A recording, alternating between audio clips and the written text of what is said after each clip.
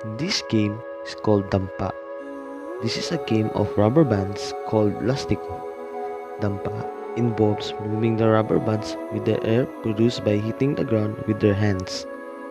To produce the compressed air, the hands should be put together, palms down, and arc like a dome before hitting the ground.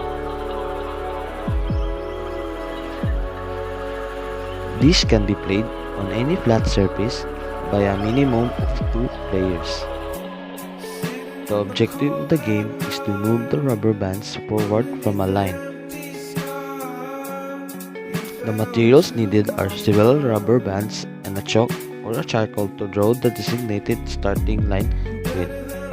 The mechanics of the game is the rubber bands should be piled on the top of the other on the ground.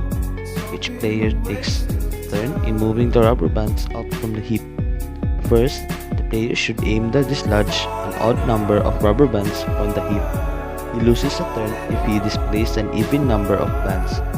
The player's next aim is to move an odd number of rubber bands beyond the designated line. When successful, he wins the round and takes the rubber bands that went beyond the line as his loot. But if the player moves an even number of rubber bands beyond the line, his opponent takes those rubber bands. The Dampa has different hand patterns. It is depend on how the players use the hand pattern.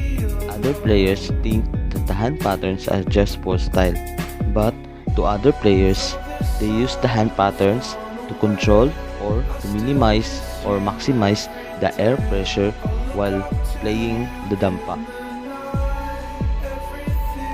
Are the different hand patterns. First is the -1.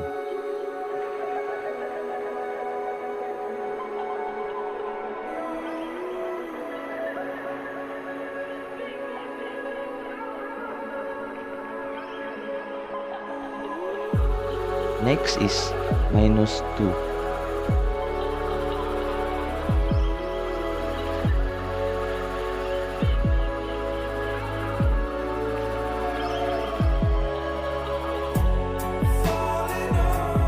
Next is the one-hand Dampa.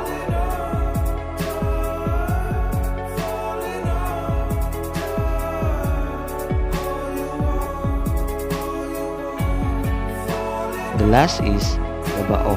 The type of hand pattern that has a very small hole is used to minimize the air pressure.